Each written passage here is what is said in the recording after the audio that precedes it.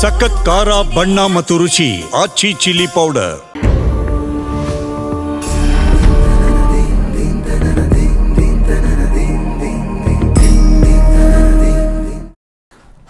ನಮಸ್ಕಾರ. ಅಖಂಡ ಜ್ಯೋತಿಷ್ಯ ವಿಶೇಷ ಕಾರ್ಯಕ್ರಮಕ್ಕೆ ಸ್ವಾಗತ.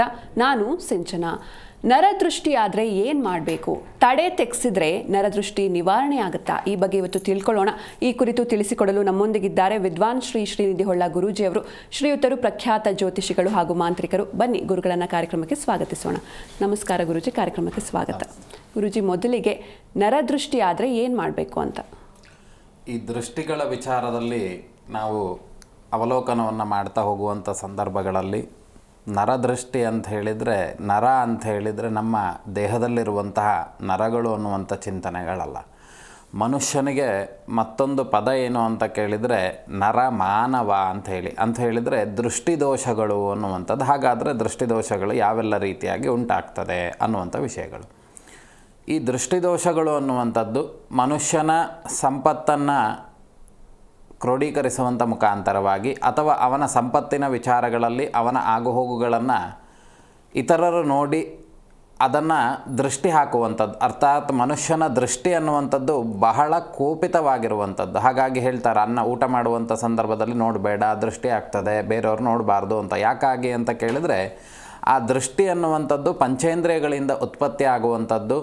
ಹಾಗೆ ಹೇಗೆ ನಾವು ಪಂಚೇಂದ್ರಿಯಗಳನ್ನು ನೋಡುವಾಗ ನಮ್ಮ ಅಂಗಾಂಗಗಳು ಅನ್ನುವಂಥದ್ದು, ಇದು ಕೈ ಇರ್ಬೋದು, ಕಾಲಿರ್ಬೋದು, ಇವು ಎರಡರಿಂದನೂ ಸಮೇತ ನಾವೇನಾದರೂ ಒದಿಸಿದ್ವಿ ಅಂತಾದರೆ ಅದು ಮನುಷ್ಯನಿಗೆ ನೋವನ್ನು ಉಂಟು ಮಾಡ್ತದೆ. ಅದೇ ರೀತಿಯಾಗಿ ಕಣ್ಣಿನಿಂದ ನೋಡಿದಂತಹ ದೋಷಗಳು ಸಮೇತ ಏನಾಗ್ತದೆ ಅಂತ ಕೇಳಿದರೆ ಮನುಷ್ಯನನ್ನು ಕೆಳಮಟ್ಟಕ್ಕೆ ತೆಗೆದುಕೊಂಡು ಹೋಗುವಂಥದ್ದು ಅಥವಾ ಅವನ ಸಂಪತ್ತನ್ನು ಕ್ಷೀಣಿಸುವಂಥದ್ದು, ಆರೋಗ್ಯವನ್ನು ಕ್ಷೀಣಿಸುವಂಥದ್ದು.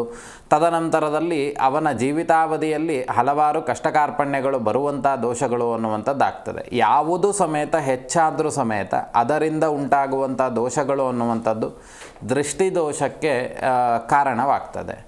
ಶಾಸ್ತ್ರ ರೀತಿಯಾಗಿ ಜ್ಯೋತಿಷ್ಯ ಶಾಸ್ತ್ರದಲ್ಲಿ ಈ ದೃಷ್ಟಿದೋಷಾದಿಗಳನ್ನು ನಿವೃತ್ತಿ ಮಾಡಲಿಕ್ಕೆ ಏನನ್ನು ಹೇಳಿದ್ದಾರೆ ಅಂತ ಕೇಳಿದರೆ, ಒಂದು ನಾರಿಕೇಳ ಅಂತ ಹೇಳಿದರೆ ಈ ತೆಂಗಿನಕಾಯಿಯನ್ನು ಸಂಸ್ಕೃತದಲ್ಲಿ ನಾರಿಕೇಳ ಅಂತ ಹೇಳ್ತಾರೆ. ತದನಂತರದಲ್ಲಿ ಜಂಬೀರ ಫಲವನ್ನು, ಈ ಎರಡನ್ನು, ತದನಂತರದಲ್ಲಿ ಬಿಳಿಯ ಸಾಸಿವೆಯನ್ನು, ಇದಿಷ್ಟನ್ನು ತೆಗೆದುಕೊಂಡು ಅದಕ್ಕೆ ಶೈವವಾಗಿರುವಂಥದ್ದು, ಶಾಕ್ತೇಯವಾಗಿರುವಂಥದ್ದು, ವೈಷ್ಣವವಾಗಿರುವಂಥದ್ದು. ಶೈವವನ್ನು ನಾವು ತೆಗೆದುಕೊಳ್ತೇವೆ ಅಂತಾದರೆ ಅಘೋರಾಸ್ತ್ರ ಮಂತ್ರಗಳನ್ನು, ಹಾಗೆ ಶಾಕ್ತೇಯ ರೀತಿಯಲ್ಲಿ ತೆಗೆದುಕೊಳ್ತೇವೆ ಅಂತಾದರೆ ಆಗ್ನೇಯಾಸ್ತ್ರವನ್ನು, ಅದೇ ರೀತಿಯಾಗಿ ವಿಷ್ಣು ಸಂಬಂಧಿತವಾಗಿರ್ತಕ್ಕಂಥ ಅಸ್ತ್ರವನ್ನು ತೆಗೆದುಕೊಳ್ತೇವೆ ಅಂತಾದರೆ ಸುದರ್ಶನಾಸ್ತ್ರ. ಇನ್ನು ಹಲವಾರು ರೀತಿಯಾಗಿರ್ತಕ್ಕಂತಹ ಅಸ್ತ್ರದೇವತೆಗಳು ಅನ್ನುವಂಥದ್ದು ನಮ್ಮ ಸನಾತನ ಹಿಂದೂ ಧರ್ಮದಲ್ಲಿದ್ದಾವೆ. ಪಾಶುಪತಾಸ್ತ್ರ ಆಗಿರಬಹುದು, ಅಥವಾ ಬ್ರಹ್ಮಾಸ್ತ್ರ ಆಗಿರಬಹುದು, ಅಥವಾ ಜಲಗಳ ಅಸ್ತ್ರ ಆಗಿರಬಹುದು. ಅವೆಲ್ಲವೂ ನಮ್ಮ ಸನಾತನ ಹಿಂದೂ ಧರ್ಮದಲ್ಲಿದೆ. ಇವೆಲ್ಲದರ ಕೆಲಸ ಏನು ಅಂತ ಕೇಳಿದರೆ ಕೆಟ್ಟದ್ದನ್ನು ಹೊಡೆದು ಹಾಕುವಂಥ ಕೆಲಸ. ಕೇಳಬಹುದು, ಯಾಕೆ ದೇಶದಲ್ಲಿ ಕ್ಷುದ್ರ ದೇವತೆಗಳ ಆರಾಧನೆಯನ್ನು ಯಾಕೆ ಮಾಡ್ತಾರೆ? ಎಲ್ಲರೂ ಸಾತ್ವಿಕ ಆರಾಧನೆಯನ್ನೇ ಮಾಡಬೇಕು ಅಂತ. ಆದರೆ ಕೆಲವೊಂದು ಸಂದರ್ಭಗಳಲ್ಲಿ ನಾವು ವಿಚಾರವನ್ನು ವಿಮರ್ಶೆ ಮಾಡುವಂಥ ಸಂದರ್ಭಗಳಲ್ಲಿ ಒಂದು ಈ ರೌದ್ರವಾಗಿರ್ತಕ್ಕಂಥ ದೇವತೆಗಳು ಅನ್ನುವಂಥದ್ದು ಇರೋದೇ ಈ ಕಷ್ಟಕಾರ್ಪಣ್ಯಗಳನ್ನು ಅಥವಾ ತೊಂದರೆಗಳನ್ನು ಕೊಡಲಿಕ್ಕಾಗಿ. ಹಾಗೆ ನಾನು ಆಗ ಹೇಳಿದಾಗೆ ಈ ಮೂರೂ ದೇವತೆಗಳ ಯಾವ ದೇವತೆಗಳ ಅಸ್ತ್ರಮಂತ್ರವನ್ನಾದರೂ ಆ ದೇವರನ್ನು ಆರಾಧನೆ ಮಾಡುವಂಥದ್ದು, ಆರಾಧನೆ ಮಾಡಿ ಈ ನಾವೇ ಹೇಳಿದಂತಹ ಅಷ್ಟೂ ವಸ್ತುವಿಗೆ ಅಭಿಮಂತ್ರಣೆಯನ್ನು ಮಾಡುವಂಥದ್ದು. ಅಂತ ಹೇಳಿದರೆ ಅದನ್ನು ಮುಟ್ಟಿಕೊಂಡು ಜಪವನ್ನು ಮಾಡುವಂಥದ್ದು. ಜಪ ಮಾಡಿ ತದ್ದಶಾಂಶ ತರ್ಪಣಾದಿಗಳನ್ನು ಕೊಟ್ಟು ತದನಂತರದಲ್ಲಿ ಅದನ್ನು ಅವನ ದೇಹಕ್ಕೆ ಪೂರ್ಣವಾಗಿ ಸುಳಿಯುವಂಥದ್ದು. ಅಂತ ಹೇಳಿದರೆ ಈಗ ಹೇಳ್ತಿರ್ತಾರೆ ಹಿರಿಯರೆಲ್ಲ, ಮಕ್ಕಳ ತಂದೆ ತಾಯಿಯನ್ನು ಸುತ್ತು ಹೊರಿತಾ ಇದ್ರು ಅಂತಾದರೆ ಅವ್ರಿಗೆ ಹೇಳ್ತಾರೆ ಏನು ಅಂತ ಕೇಳಿದರೆ, ನನ್ನನ್ನು ಸುತ್ತಬೇಡ, ಮನುಷ್ಯರನ್ನು ಸುತ್ತಬಾರ್ದು, ಸುಳಿಬೇಡ ನಮ್ಮ ಸುತ್ತ ಅಂತ ಹೇಳಿ. ಯಾಕಾಗಿ ಅಂತ ಕೇಳಿದರೆ ಅದು ಬಂಧನ ಏರ್ಪಡ್ತದೆ ಅನ್ನುವಂಥ ವಿಷಯಗಳು ಮನುಷ್ಯರಿಗೆ. ಅದೇ ರೀತಿಯಾಗಿ ಸುಳಿ ತೆಗೆಯುವಂಥದ್ದು ಯಾಕೆ ಅಂತ ಕೇಳಿದರೆ, ದೈಹಿಕವಾಗಿರ್ತಕ್ಕಂತಹ ಯಾವುದೇ ದೋಷಗಳಿದ್ದರೂ ಸಮೇತ ಅಥವಾ ಆತ್ಮಕ್ಕೆ ಅಂಟುಕೊಂಡಿರುವಂತಹ ಕೆಲವೊಂದು ದೃಷ್ಟಿದೋಷಗಳು ಅನ್ನುವಂಥದ್ದು ಅದು ವೃತ್ತಿಪರವಾಗಿ ಬಂದಿರಬಹುದು, ಅಥವಾ ದೇಹ ಚಿಂತನೆಯನ್ನು ನೋಡಿ ಬರಬಹುದು, ಅಥವಾ ಒಬ್ಬರ ಕಣ್ಣಾಗಿರಬಹುದು. ಇವೆಲ್ಲವೂ ಹೋಗಬೇಕು ಅಂತಾದರೆ ನಾವು ಈ ಒಂದು ಮಾರ್ಗವನ್ನು ಅನುಸರಿಸಿದ್ವಿ ಅಂತಾದರೆ, ಯಾವುದು ಈ ಹೇಳಿದಂಥ ವಸ್ತುಗಳನ್ನೆಲ್ಲ ದಾರವನ್ನೆಲ್ಲ ಹಿಡಿದುಕೊಂಡು ಅದಕ್ಕೆ ಅಭಿಮಂತ್ರಣೆ ಮಾಡಿ ಅದನ್ನು ತಲೆಗೆ ಸುತ್ತುವರಿಸಿ ತೆಗೆದು ಇಡುವಂಥದ್ದು. ಇಲ್ಲ ಅಂತಾದರೆ ಒಂದು ದೇವಸ್ಥಾನ ಅನ್ನುವಂಥದ್ದು, ದೇವಸ್ಥಾನದ ಪರಿಕಲ್ಪನೆಯನ್ನು ನಾವು ಚಿಂತನೆ ಮಾಡಬೇಕಾಗ್ತದೆ. ಈಗಿರುವ ಒಂದು ರೋಗ ಏನು ಅಂತ ಕೇಳಿದರೆ, ಮೊದಲು ಫಸ್ಟ್ ದೇವರು ಗರ್ಭಗುಡಿಲಿರೋದಿಲ್ಲ, ಎಲ್ಲ ಮೈಮೇಲೆ ಬಂದು ಡ್ಯಾನ್ಸ್ ಮಾಡ್ತಿರುತ್ತೆ ಈಗಿನ ಕಾಲದಲ್ಲಿ. ಆದರೆ ಇಲ್ಲಿ ಶಾಸ್ತ್ರ ಏನು ಹೇಳ್ತದೆ ಅಂತ ಕೇಳಿದರೆ, ಒಂದು ಪರಿಪಕ್ವವಾಗಿ ತ್ರಿಕಾಲ ಪೂಜೆಯನ್ನು ಅಂತ ಹೇಳಿದರೆ 3 ಕಾಲ ದೇವರಿಗೆ ಹೇಳಿರುವಂಥದ್ದು, 3 ಕಾಲ ಪೂಜೆಯನ್ನು, ಬೆಳಗ್ಗೆ, ಮಧ್ಯಾಹ್ನ, ತದನಂತರದಲ್ಲಿ ಸಾಯಂಕಾಲದಲ್ಲಿ ಅಂತ ಹೇಳಿ. ಹಾಗೆ ಈ 3 ಕಾಲದಲ್ಲಿ ಶಾಸ್ತ್ರ ವಿಧಿಯಂತೆ ಅಂತ ಹೇಳಿದರೆ, ಈಗ ಸುಮ್ಮನೆ ಹೋದ್ರ ಕೂಡಲೇ ಮೈಮೇಲೆ ದೇವರು ಬಂತಂತೇಳಿ ಕುಣಿಯೋವಂಥ ದೇವಸ್ಥಾನಗಳಲ್ಲ. ಶಾಸ್ತ್ರೀಯ ರೀತಿಯಲ್ಲಿ ಅನಾದಿ ಕಾಲದಿಂದ ಮಂತ್ರೋಕ್ತವಾಗಿ ಶಾಸ್ತ್ರದಲ್ಲಿ ದೇವತಾ ಪೂಜೆಯನ್ನು ಹೇಗೆ ಮಾಡಬೇಕು ಅಂತ ಹೇಳಿದ್ದಾರೋ ಅಂತಹ ದೇವಸ್ಥಾನಕ್ಕೆ ನಾವು ಹೊಕ್ಕಿ ಅಲ್ಲಿ ಕೊಡುವಂಥ ತೀರ್ಥಪ್ರಸಾದಾದಿಗಳನ್ನು ಅಥವಾ ಕುಂಕುಮ ಪ್ರಸಾದಾದಿಗಳನ್ನು ನಾವು ಆ ತೆಂಗಿನಕಾಯಿ ಮೇಲೆ ಹಾಕುವಂಥದ್ದು, ಅದನ್ನು ತಲೆಗೆ 3 ಸಲ ಸುತ್ತು ಬರೆಸ್ಕೊಂಡು ಯಾವುದಾದ್ರೂ ದೇವಸ್ಥಾನದ ಎದುರು ಭಾಗದಲ್ಲಿ ಒಡೆಯುವಂಥದ್ದೇನಾಗ್ತದೆ, ಈ ದೃಷ್ಟಿದೋಷಗಳು ಅನ್ನುವಂಥದ್ದು ಹೋಗ್ತದೆ. ಆಡು ಭಾಷೆಯಲ್ಲಿ ಇದನ್ನೇ ಹೇಳುವಂಥದ್ದು ತಡೆ ಒಡೆಯುವಂಥದ್ದು ಅಂತೇಳಿ. ತಡೆ ಹೊಡಿಲಿಕ್ಕೆ ಇವತ್ತಿನ ಕಾಲದಲ್ಲಿ ಅದೊಂದು ದೊಡ್ಡ ದಂಧೆ ಆಗಿಬಿಟ್ಟಿದೆ. ಏನು ಅಂತ ಕೇಳಿದರೆ, ನೀವು ಕೋಟ್ಯಾಂತರ ರೂಪಾಯಿ ಕಳ್ಕೊಂಡ್ರೂ ತೊಂದರೆ ಇಲ್ಲ, ಆ ತಡೆ ಹೊಡ್ಸ್ಕೊಂಡು ಬಂದುಬಿಟ್ರೆ ನಿಮಗೆ ಸರಿ ಆಗುತ್ತೆ. ಇಲ್ಲ ಅಂತ ಹೇಳಿದರೆ ಯಾರು ಏನು ಕೊಲೆ ಮಾಡಿ ಹೋದರೂ ಪರವಾಗಿಲ್ಲ, ತಡೆ ಹೊಡ್ಸಿದ್ರು ಕೂಡಲೇ ಅವ್ರು ಹೊರಗಡೆ ಬರ್ತಾರೆ ಅಂತ. ಹಾಗಾದರೆ ವಿಜಯ್ ಮಲ್ಯನ ಅಥವಾ ಇನ್ಯಾರು ದೊಡ್ಡ ದೊಡ್ಡ ಸಾಲಗಾರರನ್ನು ಎಲ್ಲ ತೊಗೊಂಡೋಗಿ ತಡೆ ಹೊಡಿಸಿದ್ರೆ ಸರಿ ಆಗ್ತದ? ಅದಕ್ಕೆ ಯಾಕೆ ಸರಿ ಆಗೋದಿಲ್ಲ ಅಂತ ಕೇಳಿದರೆ, ಯಾವ ವಿಷಯಕ್ಕೆ ಯಾವ ಕಾರ್ಯವನ್ನು ಮಾಡಬೇಕು ಅದನ್ನೇ ಮಾಡಬೇಕು. ಆಗಲೇ ನಾನು ದೇವಸ್ಥಾನದ ವಿಚಾರಗಳನ್ನು ಹೇಳ್ತಾ ಇದ್ದೆ. ಅಲ್ಲಿ ವಿಶೇಷವಾಗಿರ್ತಕ್ಕಂಥ ಶಕ್ತಿಗಳು ಅನ್ನುವಂಥದ್ದು ಇರ್ತದೆ. ಹಿಂದಿನ ಕಾಲದಲ್ಲೆಲ್ಲ ತಡೆ ಹೊಡೆಯುವಂಥದ್ದು ಅಂತ ಕೇಳಿದರೆ, ದೇವರ ಪೂಜೆಯನ್ನು ಆದ ನಂತರದಲ್ಲಿ ಪ್ರಸನ್ನ ಪೂಜೆಯನ್ನು ಮಾಡಿ ಆ ದೇವರಿಗೆ ಇಟ್ಟಂಥ ಫಲವನ್ನು ದೇವರ ವಿಗ್ರಹಕ್ಕೆ ಮುಟ್ಟಿಸಿ ಅದರ ಕುಂಕುಮಾರ್ಚನೆ ಪ್ರಸಾದಾದಿಗಳನ್ನು ಇದಕ್ಕೆ ಹಾಕಿ ಯಾವ ದೇವರ ಮುಖಾಂತರವಾಗಿ ನಾವು ತಡೆಯನ್ನು ಹೊಡಿಬೇಕು ಅನ್ನುವಂಥದ್ದು ಇರ್ತದೆ, ಆ ಪ್ರಸಾದಾದಿಗಳನ್ನು ಹಾಕಿ ಆ ದೇವರ ಮೂಲ ಮಂತ್ರಗಳನ್ನು ಅದಕ್ಕೆ ಅಭಿಮಂತ್ರಣೆ ಮಾಡುವಂಥದ್ದು.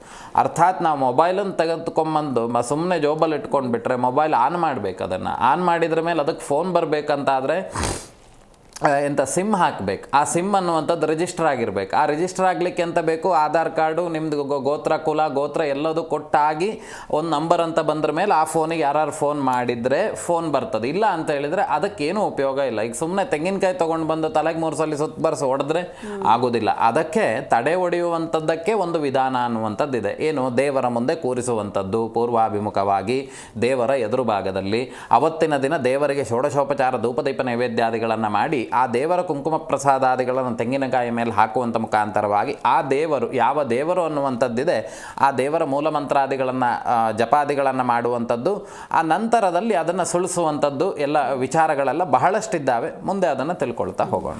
ಖಂಡಿತ ಗುರುಜಿ. ಒಬ್ರು ಕಾಲರ್ ಇದ್ದಾರೆ, ಗೀತಾ ಅಂತ. ನಮಸ್ತೆ. ನಮಸ್ತೆ. ನಮಸ್ತೆ ಮೇಡಮ್. ಎಲ್ಲಿಂದ ಕಾಲ್ ಮಾಡ್ತಿದ್ದೀರಾ? ನಾವು ಕನಕಪುರದಿಂದ. ಯಾರ ಬಗ್ಗೆ ಕೇಳಬೇಕಿತ್ತು? ನಮ್ಮ ಮಗನ ಬಗ್ಗೆ ಕೇಳಬೇಕಿತ್ತು. ಅವ್ರ ಡೇಟ್ ಆಫ್ ಬರ್ತ್ ಹೇಳಿಮಾ. 28/1. 28/1/1999. ಓಕೆ. ಟೈಮಿಂಗ್ಸ್ ಹೇಳಿ.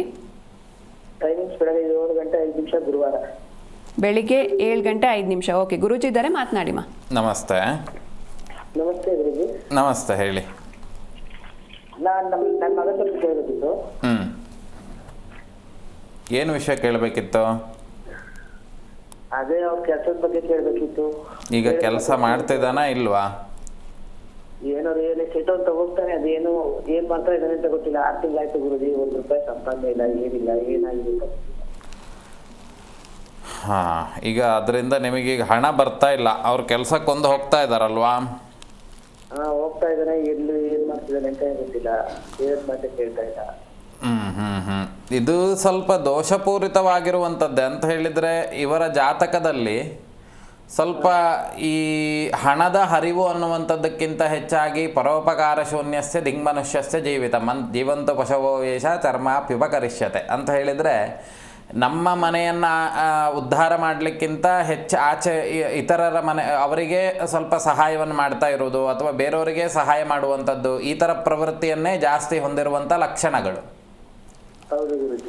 ಈಗ ಮನೆಯಲ್ಲಿ ಏನು ಸಮಸ್ಯೆ ಇದೆ ಅಂತಾದರೂ ಅದ್ರ ಬಗ್ಗೆ ಯೋಚನೆ ಮಾಡೋದಲ್ಲ. ಮದುವೆ ಬಗ್ಗೆ ಯೋಚನೆ ಮಾಡಿದ್ದೀರಾ ಈಗ? ಗುರುಜಿ ಮನೆ ಸ್ವಲ್ಪ ತೊಂದರೆ ಇದೆ.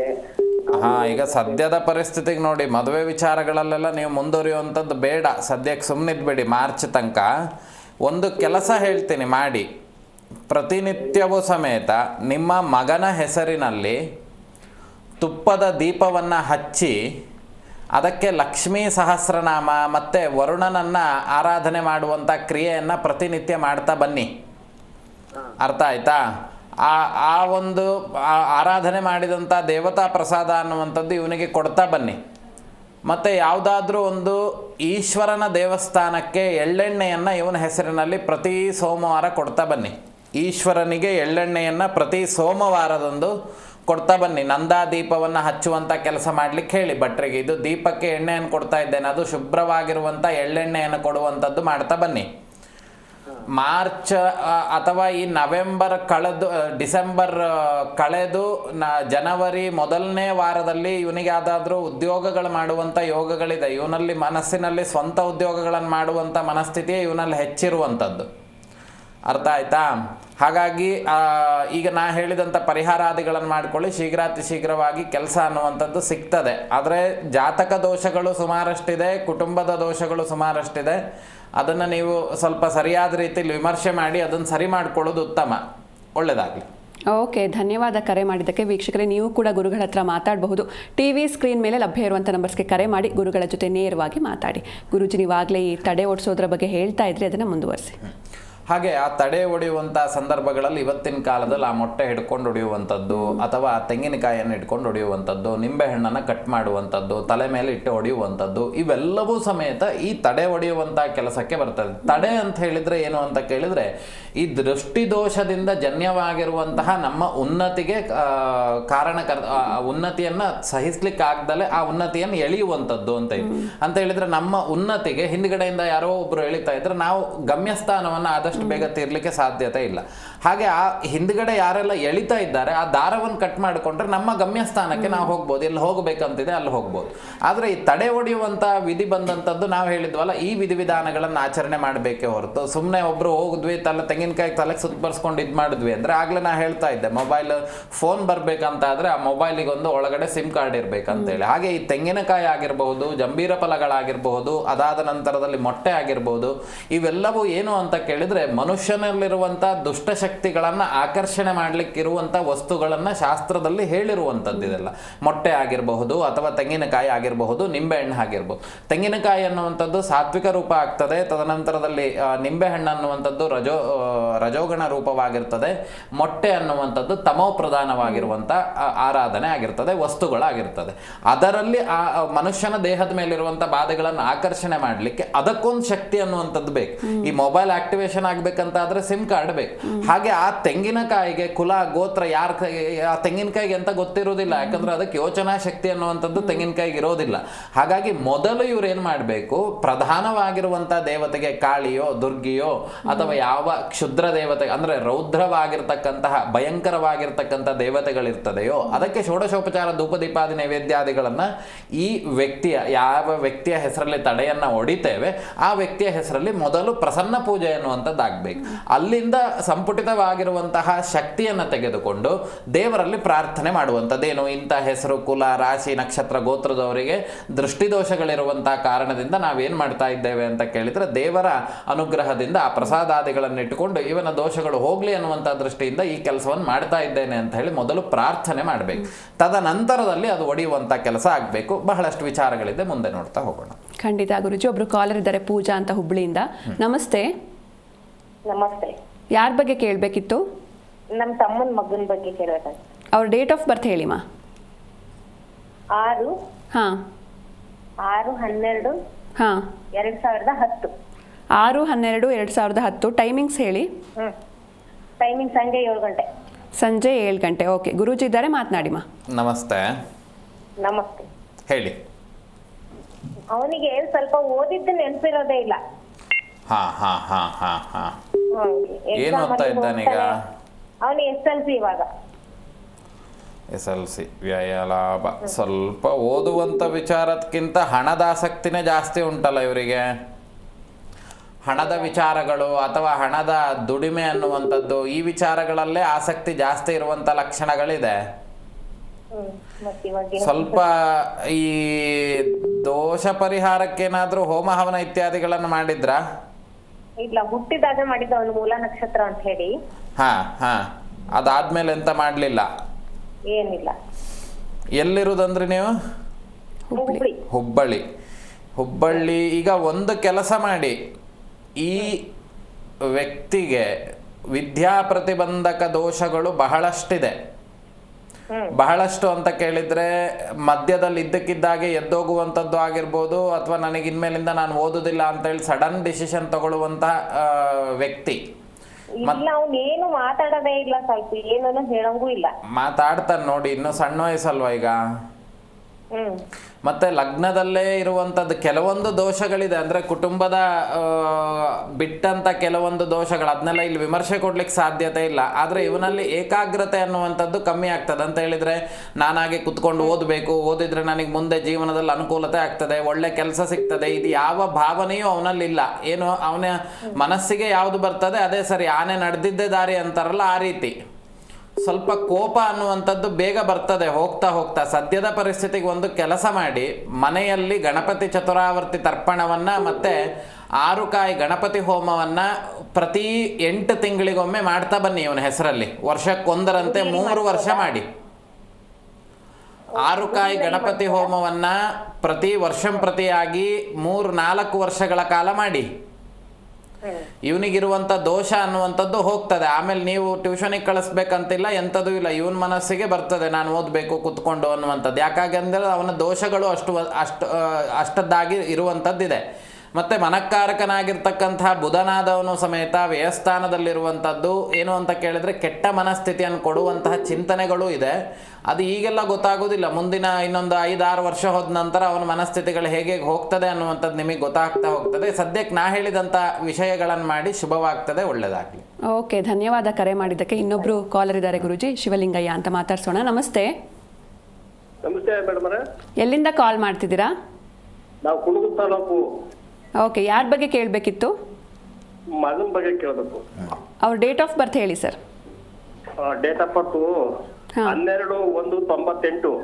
12/1/98. ಟೈಮಿಂಗ್ಸ್ ಸೋಮವಾರ. ಹಾಂ, 12:45 ಮಧ್ಯಾಹ್ನ 12:45. ಓಕೆ, ಗುರೂಜಿ ಇದ್ದಾರೆ, ಮಾತನಾಡಿ ಸರ್. ನಮಸ್ತೆ. ನಮಸ್ತೆ ಗುರುಜಿ. ನಮಸ್ತೆ, ಹೇಳಿ. ಈಗ ಮಗನಿಗೆ ಮದುವೆ ಮಾಡ್ಬೇಕು ಅಂತ ನಾವು ನಿಶ್ಚಿತ ಮಾಡಿದೀವಿ. ಎಲ್ಲಿ ಹೋದ್ರೂ ಸ್ಪಟ್ ಆಯ್ತವೆ, ಆಗ ಈಗ ಕೊಡ್ತೀವಿ ಅಂತಾರೆ, ಬರ್ತಾರೆ, ನೋಡ್ತಾರೆ, ಮದುವೆಗಳು ಕ್ಯಾನ್ಸಲ್ ಆಯ್ತಾ ಇದಾವೆ. ಎಲ್ಲಿ ಹೋದ್ರು ಸೆಟ್ ಆಯ್ತಾ ಇಲ್ಲ ಹೆಣ್ಮಕ್ಳು. ಎಲ್ಲಿರೋದು, ಯಾವ ಜಿಲ್ಲೆ ನೀವು?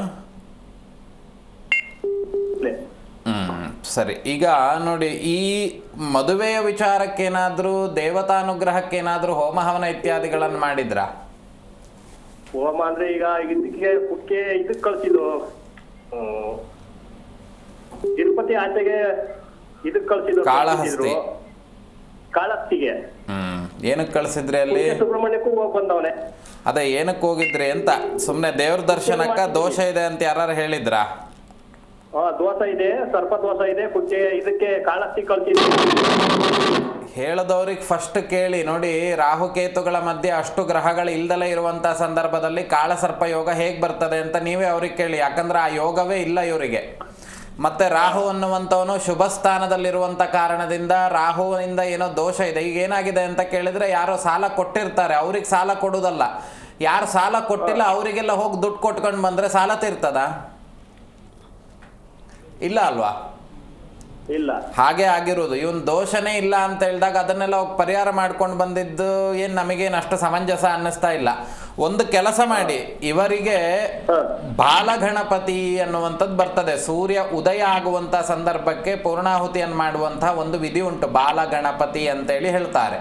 ಆ ಬಾಲಗಣಪತಿ ಹೋಮವನ್ನ ಮತ್ತೆ ವಿವಾಹಪ್ರದ ಯಂತ್ರಗಳು ಅನ್ನುವಂಥದ್ದು ಸಿಗ್ತದೆ. ಅದನ್ನ ಇಟ್ಟುಕೊಂಡು ಇವನು ಪ್ರತಿನಿತ್ಯ ಆರಾಧನೆ ಮಾಡೋದ್ರಿಂದ ಅನುಕೂಲತೆ ಅನ್ನುವಂಥದ್ದು ಆಗ್ತದೆ. ಸದ್ಯಕ್ಕೆ ಪ್ರಾತಃ ಕಾಲದಲ್ಲಿ ಬಾಲಗಣಪತಿ ಹೋಮವನ್ನು ಮಾಡಿ ಶೀಘ್ರಾತಿ ಶೀಘ್ರವಾಗಿ ವಿವಾಹ ಯೋಗ್ಯಗಳು ಅನ್ನುವಂಥದ್ದು ಸಿಗ್ತದೆ. ತದನಂತರದಲ್ಲಿ ಸ್ವಲ್ಪ ದೇವಸ್ಥಾನದಲ್ಲಿ ಅಭಿಷೇಕಾದಿಗಳನ್ನ ಕೊಡ್ತಾ ಬನ್ನಿ. ಅಮ್ಮನ ದೇವಿ ದೇವಸ್ಥಾನದಲ್ಲಿ ಅಭಿಷೇಕಕ್ಕೆ ಕೊಡ್ತಾ ಬನ್ನಿ. ವಿವಾಹ ಪ್ರತಿಬಂಧಕ ದೋಷಗಳು ಅನ್ನುವಂಥದ್ದು ಶೀಘ್ರಾತಿ ಶೀಘ್ರವಾಗಿ ಪರಿಹಾರ ಆಗ್ತದೆ. ಸಾಧ್ಯತೆ ಇದ್ದರೆ ನೇರವಾಗಿ ಬಂದು ಭೇಟಿ ಮಾಡಿ ಏನು ಮಾಡಬೇಕನ್ನುವಂಥ ವಿಚಾರಗಳನ್ನು ಹೇಳ್ತೇನೆ. ಶುಭವಾಗಲಿ.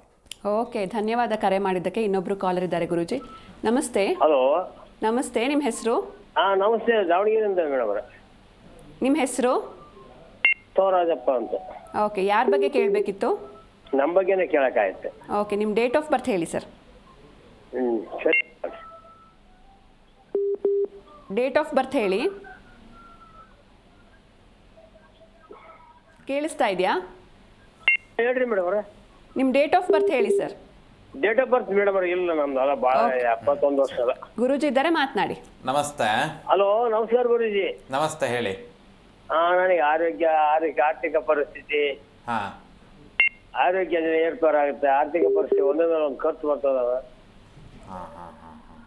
ಇಲ್ಲಿ ನೋಡಿ, ಒಂದು ನೀವು ಫೋನ್ ಮಾಡಿರುವಂಥ ಸಮಯಕ್ಕೆ, ಈಗಿನ ಕಾಲಕ್ಕೆ ಉದಯ ಲಗ್ನವನ್ನು ನೋಡುವಾಗ ಹಲವಾರು ಹಣಗಳನ್ನು ವ್ಯಯಿಸಿದಂಥ ಲಕ್ಷಣಗಳು ಅಂತ ಹೇಳಿದರೆ ಯಾರ್ದೋ ಮಾತನ್ನು ತಗೊಂಡೋಗಿ ಹಣ ತುಂಬ ಪೋಲ್ ಮಾಡಿದ್ದೀರಿ ಅಂತ ಹೇಳಬೇಕು. ಹೌದಾ?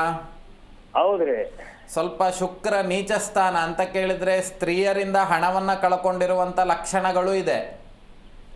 ಅದು ಯಾಕೆ ಏನು ವಿಚಾರಗಳು ಬೇಡ, ಆದರೆ ಸ್ತ್ರೀಯರಿಂದ ಹಣ ಕಳ್ಕೊಂಡಿರುವಂಥ ಲಕ್ಷಣಗಳಿದೆ. ಮತ್ತೆ ಈ ವ್ಯಸನಕ್ಕೆ ಗುರಿಯಾಗಿರುವಂಥ ಲಕ್ಷಣಗಳನ್ನು ಹೇಳಬೇಕಂತ ಕೇಳಿದರೆ ನಿಮಗೆ ಅನುಕೂಲ ಆಗದಲ್ಲೇ ಇರುವಂಥ ವಸ್ತುಗಳಿಗೆ ವ್ರತ ಖರ್ಚು ಮಾಡುವಂಥದ್ದು, ಈ ಥರದ್ದೆಲ್ಲ ಜಾಸ್ತಿ ಆಗಿದೆ.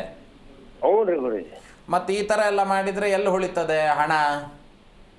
ಆಗೈತಿರಿ ಗುರುಜಿ, ಏನ್ ಮಾಡೋದು? ಬಂದಿದ್ದೆಲ್ಲ ತಗೊಂಡೋಗಿ ಕುಡಿತ ಕುತ್ಕೊಳ್ಳೋದು, ಈ ತರದ್ದೇ ಮಾಡೋದಾಗಿದೆ. ಯಾಕಂದ್ರೆ ಮನೋವಿಕಾರ ರೋಗಗಳಿರುವಂತ ಲಕ್ಷಣಗಳು. ಸ್ವಲ್ಪ ಕುತ್ಕೊಂಡು ಮಾದಕ ವಸ್ತುಗಳನ್ನು ತಗೊಳ್ಳೋದು. ಗುರುಜಿ ಇದಕ್ಕೆ ಖರ್ಚಾಗಿಲ್ಲ. ಆಸ್ಪತ್ರೆ ಬಹಳ ಖರ್ಚಾಗ್ಯಾವ. ಹೌದು ಹೌದು ಹೌದು ಹೌದು. ಅದೇ ಈಗ ಒಂದು ಕೆಲಸ ಮಾಡಿ, ನೀವು ಸದ್ಯದ ಪರಿಸ್ಥಿತಿಗೆ ಈ ವಿಷ್ಣುವನ್ನ ಆರಾಧನೆ ಮಾಡ್ತಾ ಬನ್ನಿ. ಪ್ರತಿ ಗುರುವಾರದಂದು ವಿಷ್ಣುವಿಗೆ ತುಳಸಿಯಿಂದ ಅರ್ಚನೆಯನ್ನು ಮಾಡಿಸ್ತಾ ಬನ್ನಿ. ನಿಮ್ಮ ದಾವಣಗೆರೆಯಲ್ಲಿ ಯಾವ್ದಾದ್ರು ವಿಷ್ಣುವಿನ ದೇವಸ್ಥಾನ ಇದ್ರೆ, ಮತ್ತೆ ಪ್ರತಿ ಶುಕ್ರವಾರ ಅಥವಾ ಗುರುವಾರದಂದು ನಾಗನ ದೇವಸ್ಥಾನಕ್ಕೆ, ನಿಮ್ದಲ್ಲೇ ಕಡ್ಲೆಬಾಳಲ್ ದೇವಸ್ಥಾನ ಇದೆ ಗೊತ್ತಾ, ಒಂದು ನಾಗನ ದೇವಸ್ಥಾನ? ಗೊತ್ತಿಲ್ಲ ಗುರುಜಿ. ಅಲ್ಲಿ ಹೋಗಿ ಪ್ರತಿ ಶನಿವಾರ ಅಥವಾ ಗುರುವಾರದಂದು ಅಭಿಷೇಕ ಕೊಡಿ ನಿಮ್ಮ ಹೆಸರಲ್ಲಿ. ಸ್ವಲ್ಪ ಅನುಕೂಲತೆ ಆಗ್ತದೆ. ಮಾರ್ಚ್ ತನಕ ಸ್ವಲ್ಪ ಜಾಗ್ರತೆ ಆಗಿರ್ಬೇಕು. ಮಾರ್ಚ್ ತನಕ ಆದ್ಮೇಲೆ ಸ್ವಲ್ಪ ಪರವಾಗಿಲ್ಲ ಆಗತ್ತೆ. ಇದಿಷ್ಟನ್ನು ಮಾಡಿ ಅನುಕೂಲತೆ ಆಗತ್ತೆ, ಆಯ್ತಾ? ಸ್ವಲ್ಪ ಬೇರೆ ಅಭ್ಯಾಸಗಳಿದ್ರೆ ಅದೆಲ್ಲ ಒಂಚೂರು ಕಮ್ಮಿ ಮಾಡಿದ್ರೆ ಉತ್ತಮ. ಒಳ್ಳೇದಾಗ್ಲಿ. ಓಕೆ, ಧನ್ಯವಾದ ಕರೆ ಮಾಡಿದ್ದಕ್ಕೆ. ಗುರೂಜಿ, ನೀವಾಗಲೇ ಈ ದೃಷ್ಟಿ ನಿವಾರಣೆ ಬಗ್ಗೆ ಹೇಳ್ತಾ ಇದ್ರಿ, ಅದನ್ನು ಮುಂದುವರಿಸಿ. ಹಾಗೆ ಈ ದೃಷ್ಟಿ ದೋಷಾದಿಗಳನ್ನು ಚಿಂತನೆ ಮಾಡುವಂಥ ಸಂದರ್ಭಗಳಲ್ಲಿ ಮೊದಲು ಆ ಕಾಯಿಗೆ ಶಕ್ತಿ ಅನ್ನುವಂಥದ್ದು ಬರಬೇಕು. ಈಗ ಅಯಸ್ಕಾಂತಕ್ಕೆ ಶಕ್ತಿ ಇತ್ತು ಅಂತ ಆದರೆ ಮತ್ತೊಂದು ಅಯಸ್ಕಾಂತವನ್ನು ಅಥವಾ ಕಬ್ಬಿಣವನ್ನು ಅಂಟುಕೊಳ್ತದೆ. ಹಾಗೆ ಈ ತೆಂಗಿನಕಾಯಲ್ಲಿ ಶಕ್ತಿ ಇತ್ತು ಅಂತ ಆದರೆ ದೇಹದ ಮೇಲಿರುವಂಥ ಬಾಧೆಗಳನ್ನು ಅದು ಆಕರ್ಷಣೆ ಮಾಡಲಿಕ್ಕೆ ಅಥವಾ ಅದು ಅದರೊಳಗಡೆ ಹೋಗಿ ಸೇರ್ಲಿಕ್ಕೆ ಅನುಕೂಲತೆ ಆಗ್ತದೆ. ಸುಮ್ಮನೆ ತೆಂಗಿನಕಾಯಿ ತೊಗೊಂಡು ಬಂದು ತಲೆಗೆ 3 ಸಲ ಸುತ್ತು ಹೊಡೆದ್ರೆ ತೆಂಗಿನಕಾಯಿ ರೇಟು 50 ರೂಪಾಯಿ ಇದೆ ಬಿಟ್ಟರೆ ನಿಮಗೇನು ಉಪಯೋಗ ಆಗೋದಿಲ್ಲ. 50 ರೂಪಾಯಿನೂ ಹೋಯ್ತು ಅಂತ ಹೇಳಿ. ಆದರೆ ನಾನು ಅದೇ ಹೇಳುವಂಥದ್ದು ಏನು ಅಂತ ಕೇಳಿದರೆ, ಜಂಬೀರ ಫಲ ಅಂತ ಹೇಳಿದರೆ ನಿಂಬೆಹಣ್ಣಿಗಾಗಲಿ ಅಥವಾ ಮೊಟ್ಟೆಗಾಗಲಿ, ಅಥವಾ ಈಗ ಕೆಲವರು ಕೋಳಿಯನ್ನು ತಲೆಗೆ ಸುತ್ತ ಬರೆಸಿ ಕಟ್ ಮಾಡಿ ಹಾಕೋರು ಇರ್ತಾರೆ. ಅಥವಾ ಇನ್ನೊಂದೇನು ಅಂತ ಕೇಳಿದರೆ ಈ ತೆಂಗಿನಕಾಯಿ, ನಿಂಬೆಹಣ್ಣು ಮತ್ತು ಮೊಟ್ಟೆ, ಇದು ಅಷ್ಟಕ್ಕೂ ಸಮೇತ ದೈವಿಕವಾಗಿರ್ತಕ್ಕಂಥ ಶಕ್ತಿ ಇದ್ದರೆ ಮಾತ್ರ ಆ ತಡೆ ಆಗಿರುವಂಥದ್ದನ್ನು ತೆಗೆದು ಅದು ಆಕರ್ಷಣೆ ಮಾಡಲಿಕ್ಕೆ ಸರಿ ಆಗ್ತದೆ. ಸುಮ್ಮನೆ ತೊಗೊಂಡೋದೆ ಯಾರಿಗೋ ಮೈ ಮೇಲೆ ಬರ್ತದೆ, ಅವ್ರ ತಲೆ ಮೇಲೆ ಹಿಂಗೆ ಹೊಡೋದ್ರು ಇದಾದ್ರೆ ಅದು ಯಾವುದಕ್ಕೂ ಆಧಾರ ಇಲ್ಲ. ಅದಕ್ಕೆ ಯಾವುದೂ ಶಾಸ್ತ್ರದಲ್ಲಿ ಆಧಾರ ಅನ್ನುವಂಥದ್ದೇ ಇಲ್ಲ. ಅಂತ ಹೇಳಿದರೆ ನಿಮಗೇನು ಅಂತ ಕೇಳಿದರೆ, ಏನಾಗಬೇಕೋ ಅದನ್ನು ನಾವು ಮಾಡ್ಕೊಳ್ಬೇಕು. ಆಗಲೇ ಒಬ್ಬರಿಗೆ ಇವ್ರಿಗೆ ಹೇಳ್ತಾ ಇದ್ದೆ, ಏನು ಅಂತ ಕೇಳಿದರೆ, ಸಾಲ ಕೊಟ್ಟವರಿಗೆ ವಾಪಸ್ ಹೋಗಿ ನಾವು ಸಾಲವನ್ನು ತೀರಿಸಿದ್ರೆ ಸಾಲ ತೀರ್ತದೆಯೇ ಹೊರತು, ಸಾಲ ಕೊಡ್ದಲ್ಲೇ ಇದ್ದವರಿಗೆಲ್ಲ ದುಡ್ಡು ಕೊಟ್ಬಿಟ್ಟು ನಾನು ಎಲ್ಲರಿಗೂ ದುಡ್ಡು ಕೊಟ್ಟೆ ಅಂತ ಹೇಳಿದ್ರೆ ತೀರೋದಿಲ್ಲ. ಅಥವಾ ಬಂದು ದುಡ್ಡೆಲ್ಲ ಬರೀ ಮೋಜು ಮಸ್ತಿ ಮಾಡ್ತಾ ಇದ್ರೆ ದುಡ್ಡು ಸಾಲ ತೀರೋದಿಲ್ಲ. ಹಾಗೆಯೇ ಸುಮ್ಮನೆ ಹೋಗಿ ನಾವೇನೋ ತಡೆ ಓಡಿಸುವಂಥದ್ದು ಇದೆಲ್ಲ ಮಾಡಿದರೆ ಏನಾಗ್ತದೆ, ಆಗೋದಿಲ್ಲ. ಮತ್ತು ಅದರ ಗೂಢಾರ್ಥವನ್ನು ನಾವು ತಿಳ್ಕೊಳ್ಳೋದಾದರೆ, ತೆಂಗಿನಕಾಯಿ ಅನ್ನುವಂಥದ್ದು ಒಂದು ವಸ್ತು. ಆ ವಸ್ತು ಅನ್ನುವಂಥದ್ದು ಏನು ಅಂತ ಕೇಳಿದರೆ, ಆ ವಸ್ತುವಿನ ಮೇಲೆ ಬಾಧೆಗಳ ಆಕರ್ಷಣೆ ಆಗಬೇಕು ಅಂತ ಆದರೆ ಅದಕ್ಕೆ ಒಂದು ಜೀವಶಕ್ತಿ ಅನ್ನುವಂಥದ್ದು ಬೇಕಾಗ್ತದೆ. ಜೀವಶಕ್ತಿ ಅನ್ನುವಂಥದ್ದು ಯಾವುದು ಆಗ್ತದೆ, ನಮಗೆ ಅದ್ರ ಮೇಲೆ ಇಡುವಂತಹ ಕರ್ಪೂರ ಅನ್ನುವಂಥದ್ದು, ಅದರಿಂದ ಬೆಳಗುವಂಥದ್ದು, ನಮಗೆ ನೀರು ಬರುವುದಿಲ್ಲ, ಅದರಿಂದ ಬರುವಂಥದ್ದು ಅಗ್ನಿಗೆ ಪಂಚಭೂತಗಳು ಅಂತಾನು ಹೇಳ್ತಾರೆ. ಹಾಗೆ ಆ ಪಂಚಭೂತಗಳ ಸಾಕ್ಷಿಯಾಗಿ ನಾವೇನು ಮಾಡುವಂಥದ್ದು ಕೇಳಿದರೆ, ಆ ತಡೆ ಇತ್ಯಾದಿಗಳನ್ನು ಒಡೆಯುವಂತಹ ಸಂದರ್ಭಗಳಲ್ಲಿ ಅದಕ್ಕೊಂದು ಶಕ್ತಿ ಅನ್ನುವಂಥದ್ದು ಬೇಕು. ನಮ್ಮ ತೋಳ್ಬಲ ಅನ್ನುವಂಥ ಅನ್ನುವಂಥದ್ದು ಮನುಷ್ಯ ರೂಪಿತವಾಗಿರುವಂಥದ್ದು. ಅದರಲ್ಲಿ ದೈವಿಕವಾಗಿರುವಂಥ ಅಂಶವನ್ನು ಯಾವಾಗ ಅದರಲ್ಲಿ ಅಭಿಮಂತ್ರಣೆ ಆಗ್ತದೆ ಆಗ ಮಾತ್ರ ಅದು ತಡೆ ಹೊಡಿಲಿಕ್ಕೆ ಅದಕ್ಕೊಂದು ಯೋಗ್ಯತೆ ಅನ್ನುವಂಥದ್ದು ಬರ್ತದೆ, ಅದಕ್ಕೊಂದು ಶಕ್ತಿ ಅನ್ನುವಂಥದ್ದು ಬರ್ತದೆ. ಇಲ್ಲ ಅಂತ ಹೇಳಿದ್ರೆ ಸುಮ್ಮನೆ ಅದ್ರ ಬದಲು ನೀವು ಎಲ್ಲೆಲ್ಲೋ ಹೋಗಿ ಅನರ್ಥಗಳನ್ನು ಮಾಡಿ ಹಿಂದೂ ಧರ್ಮದ ಆಚರಣೆಗಳನ್ನು ಹಾಳು ಮಾಡುವುದಕ್ಕಿಂತ ನೀವು ಅದಕ್ಕಿಂತ ಮನೆಯಲ್ಲಿ ದೇವರಿಗೆ ದೀಪವನ್ನು ಹಚ್ಚಿದ್ರೂ ಸಮೇತ ಆ ತಡೆ ಹೊಡೆಯುವಂಥದ್ದು ಅಷ್ಟೇ ಫಲಗಳು ಅನ್ನುವಂಥದ್ದು ಬರ್ತದೆ. ಯಾವಾಗ ಅನರ್ಥಗಳನ್ನು ಕೊಡುವಂಥ ಕೆಲಸಗಳನ್ನು ಮಾಡ್ತಾ ಹೋಗ್ತೇವೆಯೋ ಆಗ ನಮಗೆ ಸಿಗುವಂಥ ಯೋಗಗಳು ಅಷ್ಟೇ ಅನರ್ಥಗಳೇ ಬರ್ತಾ ಹೋಗ್ತದೆ. ಹಾಗಾಗಿ ಈ ವಿಚಾರಗಳಲ್ಲಿ ಏನು ಅಂತ ಕೇಳಿದ್ರೆ ಅದಕ್ಕೆ ನಾವು ಪ್ರತಿನಿತ್ಯ ಹೇಳುವಂಥದ್ದು, ನಿಮ್ಮ ನಿಮ್ಮ ದೇವಸ್ಥಾನಗಳಿಗೆ ಹೋಗಿ ನಿಮ್ಮ ಕುಲದೇವತಾರಾಧನೆಯನ್ನು ಮಾಡಿ. ಪ್ರತಿನಿತ್ಯವೂ ಸಮೇತ ಕುಲದೇವರನ್ನು ವರ್ಷಕ್ಕೊಂದ್ಸಲಿ ನಾವು ದೇವರ ದರ್ಶನಾದಿಗಳನ್ನು ಮಾಡಬೇಕಂತೆ, ಗ್ರಾಮ ದೇವತೆಯ ದರ್ಶನವನ್ನು ಪ್ರತಿನಿತ್ಯವೂ ಮಾಡಬೇಕಂತೆ. ಯಾಕಾಗಿ ಅಂತ ಕೇಳಿದರೆ ಆ ಗ್ರಾಮವನ್ನು ರಕ್ಷಣೆ ಮಾಡುವಂಥವಳು. ನಾವು ಅವಳನ್ನೇ ನೋಡಲಿಲ್ಲ, ಅವಳಿಗೆ ಷೋಡಶೋಪಚಾರ ಧೂಪದೀಪ ನೈವೇದ್ಯಾದಿಗಳನ್ನು ಕೊಡಲಿಲ್ಲ, ಅವಳ ದರ್ಶನವನ್ನೇ ಮಾಡಲಿಲ್ಲ ಅಂತ ಕೇಳಿದರೆ ಅದರಿಂದ ಸಂಜನಿತವಾಗಿರುವಂಥ ದೋಷಗಳನ್ನು ಮನುಷ್ಯರಾದವರು ಅನುಭವಿಸ್ಬೇಕು. ನಾನು ಯಾವುದೋ ದೇಶದವನಾಗಿದ್ದೇನೆ, ನಾನು ಈ ಕಡೆ ಆಫ್ರಿಕಾದಿಂದ ಬಂದಿದ್ದೀನಿ, ಅಥವಾ ನಾನು ಇನ್ಯಾವುದೋ ಬೇರೆ ಊರಿಂದ ಬಂದಿದ್ದೀನಿ, ಅಥವಾ ಬಿಹಾರಿಂದ ಬಂದಿದ್ದೀನಿ, ಅಥವಾ ಇನ್ನು ಸಿಕ್ಕಿಮಿಂದ ಬಂದಿದ್ದೇನೆ, ನಾನು ಅಲ್ಲಿಂದ ದೇವರನ್ನ ಆರಾಧನೆ ಮಾಡ್ತೇನೆ ಅಂತ ಆದರೆ ಶಾಸ್ತ್ರ ಏನು ಹೇಳ್ತದೆ ಅಂತ ಕೇಳಿದರೆ, ನೀವು ಯಾವ ಗ್ರಾಮದಲ್ಲಿ, ಯಾವ ಜಿಲ್ಲೆಯಲ್ಲಿ, ಯಾವ ರಾಜ್ಯದಲ್ಲಿ ಇರ್ತೀರಿ ಅಥವಾ ಯಾವ ಊರಿನಲ್ಲಿ ಇರ್ತೀರಿ ಆ ಊರಿನ ಗ್ರಾಮ ರಕ್ಷಣೆ ಆಗಿರತಕ್ಕಂಥ ದೇವಿಯನ್ನು ನೀವು ಸದಾಕಾಲ ಆರಾಧನೆ ಮಾಡಲೇಬೇಕು. ಯಾಕೆ ಅಂತ ಕೇಳಿದರೆ ನಿಮ್ಮದು ಮೂಲ ಊರು ಬೇರೆ ಯಾವುದೇ ಆಗಿರ್ಬೋದು, ವಾಸ ಮಾಡ್ತಿರೋದಲ್ಲಿ ಇಲ್ಲಿ ಅಲ್ವಾ. ಹಾಗಾಗಿ ಇಲ್ಲಿನ ಆಚಾರ ವಿಚಾರಗಳಿಗೆ ನಾವು ಹೊಂದ್ಕೊಂಡಿರ್ಬೇಕು. ಇಲ್ಲ ಅಂತ ಹೇಳಿದರೆ ಇಲ್ಲಿನ ಯಾವುದು ಗ್ರಾಮ ದೇವತೆ ಆಗಿರ್ಬೋದು ಅದರ ಕೋಪಕ್ಕೂ ಸಮೇತ ನಾವು ಗುರಿ ಆಗ್ಬೇಕಾಗ್ತದೆ. ಆಗ ಈ ಥರ ನಾವು ತಡೆ ಓಡಿಸ್ಲಿಕ್ಕೆ ಒಂದಿಷ್ಟು, ನಾನು ಹೋದೆ ಗುರುಜಿ ಅವ್ರೇನೋ 5,000 ಇಸ್ಕೊಂಡ್ರು, ಕೆಲವರೆಲ್ಲ ಹೇಳ್ತಿರ್ತಾರೆ ಗುರುಗಳೇ ಅವ್ರು ನಮ್ಮ ಹತ್ರ ಸುಮಾರಷ್ಟು ದುಡ್ಡು ಇಸ್ಕೊಂಡ್ರು, ಬರೀ ತೆಂಗಿನಕಾಯಿ ಅನ್ಸುತ್ತು ಹೊಡೆದು ಕಳಿಸ್ಬಿಟ್ರು ಗುರುಗಳೇ ಅಂತ. ಅದು ಯಾವುದಕ್ಕೂ ಆಧಾರ ಇಲ್ಲ, ಮತ್ತು ಅದಕ್ಕೆಲ್ಲರೂ ಬೇಕು ಅನ್ನುವಂಥದ್ದು ಇಲ್ಲ. ಅದಕ್ಕಾಗಿ ಹೇಳುವಂಥದ್ದು, ನಿಮ್ಮ ನಿಮ್ಮ ಕುಲದೇವರ ಕುಂಕುಮಾದಿಗಳನ್ನು ಪ್ರತಿನಿತ್ಯ ಹಣೆಯಲ್ಲಿಟ್ಕೊಳ್ಬೇಕು. ನೀವು 50 ಸಲ ತಡೆ ಓಡಿಸೋದು ಒಂದೇ, ಪ್ರತಿನಿತ್ಯ ದೇವಾಲಯಕ್ಕೆ ಹೋಗಿ ದೇವರಿಂದ ಉತ್ಪತ್ತಿ ಆಗಿರುವಂಥ ತೀರ್ಥ ಪ್ರಸಾದಾದಿಗಳನ್ನು ತೆಗೆದುಕೊಳ್ಳುವಂಥದ್ದು, ಆ ಕುಂಕುಮವನ್ನು ಹಚ್ಕೊಳ್ಳುವಂಥದ್ದು ಸಮೇತ ಏನಾಗ್ತದೆ ಅಂತ ಕೇಳಿದರೆ ಈ ತಡೆ ಹೊಡೆದಷ್ಟೇ ಶಕ್ತಿಗಳು ಅನ್ನುವಂಥದ್ದು ಬರ್ತದೆ. ಹಿಂದಿನ ಕಾಲದಲ್ಲೆಲ್ಲ ಏನು ಮಾಡೋರು, ಹಿರಿಯರೆಲ್ಲರೂ ಇರ್ತಿದ್ರು, ಅಥವಾ ಈ ಮಕ್ಕಳಿಗೆಲ್ಲ ದೃಷ್ಟಿ ಅಂತ ತೆಗೆದು ಹಾಕ್ತಾ ಇದ್ರು ಅಂತ ಹೇಳಿದ್ರೆ ಪರ್ಕೆಯನ್ನು ಸುತ್ತಬರಿಸಿ ಅದಕ್ಕೆ ಸುಟ್ಟು ಹಾಕ್ತಾ ಇದ್ರು, ಅಥವಾ ಮೆಣಸಿನಕಾಯಿ ಇತ್ಯಾದಿಗಳನ್ನ, ಉಪ್ಪು ಇತ್ಯಾದಿಗಳನ್ನು ತಗೊಂಡು ಅದನ್ನ ತಮ್ಮ ಸುತ್ತಬರಿಸಿ ಅದನ್ನು ಸುಟ್ಟು ಹಾಕ್ತಾ ಇದ್ರು. ಈಗಿನ ಕಾಲದಲ್ಲಿ ಏನಾಗಿದೆ ಅಂದ್ರೆ ಮೊಬೈಲಲ್ಲೇ ಎಲ್ಲ ಮಾಡ್ತಾ ಇದ್ದಾರೆ ಅಂತ ಹೇಳಿದ್ರೆ 3 ಹೊತ್ತು ಮೊಬೈಲ್ ಇಟ್ಕೊಂಡಿರ್ತಾರೆ. ಈ ಥರನ ಅಲ್ಲೋಗಿ ಬಂದ್ರೆ ಸರಿ ಆಗ್ತದ ಅಂತೇಳಿ ಮತ್ತೆ ತಗೋ ಓಲಾ ಮಾಡು ಅಥವಾ ಕಾರ್ ತಗೋ ಹೊರಡು ಆಗ್ತದೆ. ಆದ್ರೆ ನಮ್ಮ ಮೂಲಭೂತವಾಗಿರುವಂತಹ ಸಂಪ್ರದಾಯವನ್ನು ಯಾವಾಗ ನಾವು ಬಿಡ್ತೇವೆ ಬೇರೆ ಎಲ್ಲ ಸಮಸ್ಯೆಗಳು ಅನ್ನುವಂಥದ್ದು ಉದ್ಭವ ಆಗ್ತದೆ. ಹಾಗಾದ್ರೆ ಈ ತಡೆ ಹೊಡೆಯುವಂತ ವಿಚಾರಗಳಿಗೆ ಯಾವುದಾದ್ರೂ ಪ್ರಧಾನವಾಗಿರ್ತಕ್ಕಂಥ ದೇವತೆ ಉಂಟಾ ಅನ್ನುವಂಥದ್ದು ನೋಡೋದಾದ್ರೆ, ಈ ತಡೆ ಅನ್ನುವಂಥದ್ದೇನು ಅಂತ ಕೇಳಿದ್ರೆ ಬಾಧೆಯನ್ನ ನಿವಾರಣೆ ಮಾಡುವಂಥದ್ದು. ಬಾಧೆ ಅಂತ ಹೇಳಿದ್ರೆ ಪ್ರಾಬ್ಲಮ್ಸ್ ಅನ್ನ ಸಂಸ್ಕೃತದಲ್ಲಿ ಬಾಧೆ ಅಂತ ಹೇಳಿ ಹೇಳ್ತಾರೆ. ಆ ಬಾಧೆ ಅನ್ನುವಂಥದ್ದೇನು ಅಂತ ಕೇಳಿದ್ರೆ ತಮೋಪ್ರಧಾನವಾಗಿರುವಂಥದ್ದೇ ಅಂತ ಕೇಳಿದ್ರೆ ಅದು ನಮಗೆ ತೊಂದರೆ ಕೊಡ್ತಿದೆ ಅಂತ ಹೇಳಿದ್ರೆ ನಮಗೆ ಮುತ್ತು ಕೊಟ್ಕೊಂಡು ಅಥವಾ ನೈಸ್ ಮಾಡಿ ಬೆಣ್ಣೆ ಹಚ್ಬಿಟ್ಟು ನಮಗೆ ಯಾರು ಹೊಡೆಯೋದಿಲ್ಲ, ಹೊಡೆದ್ರೆ ಸಿಟ್ಟಲ್ಲೇ ಬಂದು ಹೊಡೆಯೋದು. ಅವ್ರು ಸಿಟ್ಟಲ್ಲಿದ್ದಾರೆ ಅಂತ ಹೇಳಿದ್ರೆ ಅದು ತಮೋ ಶಕ್ತಿ ಅವರಲ್ಲಿ ಹೆಚ್ಚಾಗಿದೆ ಅಂತ ಹೇಳಿ ಆ ಸಂದರ್ಭಗಳಲ್ಲಿ. ಹಾಗೆ ಈ ತಮೋಪ್ರಧಾನವಾಗಿರುವಂಥ ದೇವತೆಗಳಾಗಿರ್ಬೋದು ಅಥವಾ ಬಲಿಪ್ರಧಾನವಾಗಿರುವಂಥ ದೇವತೆಗಳ ಆರಾಧನೆ ಆಗಿರ್ಬೋದು, ಇವೆಲ್ಲವನ್ನ ಈ ದೇವತೆಗಳ ಶಕ್ತಿಯನ್ನು ಬಳಸಿಕೊಂಡು ನಾವು ತಡೆ ಹೊಡೆಯುವಂಥದ್ದು ಮಾಡಿದ್ರೆ ಖಂಡಿತವಾಗ್ಲೂ ನಮಗೆ ಶುಭ ಫಲಗಳು ಸಿಗ್ತದೆ. ಇಲ್ಲ ಅಂತ ಹೇಳಿದ್ರೆ ಹಣವನ್ನು ಕಳ್ಕೊಳ್ಳೋದು ಇದೇ ಆಗ್ತಾ ಹೋಗ್ತದೆ. ಖಂಡಿತ ಗುರುಜಿ, ಇನ್ನು ಇಷ್ಟು ಹೊತ್ತು ಸಾಕಷ್ಟು ವಿಷಯಗಳನ್ನ ತಿಳಿಸ್ಕೊಟ್ರಿ, ಧನ್ಯವಾದಗಳು. ನೋಡಿದ್ರಲ್ವಾ ವೀಕ್ಷಕರೇ, ಇವತ್ತಿನ ಸಂಚಿಕೆಯಲ್ಲಿ ಬಹಳಷ್ಟು ಮಾಹಿತಿಯನ್ನು ತಿಳ್ಕೊಂಡ್ವಿ. ಮತ್ತೆ ಮುಂದಿನ ಸಂಚಿಕೆಯಲ್ಲಿ ಭೇಟಿಯಾಗೋಣ. ನೋಡ್ತಾ ಇರಿ ಜೀ ಕನ್ನಡ ನ್ಯೂಸ್, ಸತ್ಯವೇ ಸುದ್ದಿಯ ಜೀವಾಳ.